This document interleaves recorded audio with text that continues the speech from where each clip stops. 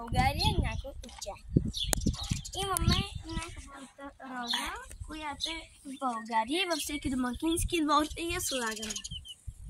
Имаме паричка, ето, която прилича на маргаритка. Това е мини роза. Сега ще ви покажем и едно много хубаво пролетно цвете, което това е като мушкатата. Сега ще ви покажем много хубаво цвете, което е пролетно. То в момента расте само в лилаво, но ето виждате тук има и малко такова тъмно розовичко. Ето го, много е хубаво. Ето, така. Много са хубави. И очаквайте ме от 3:20 утре как правим във всеки един дом градини.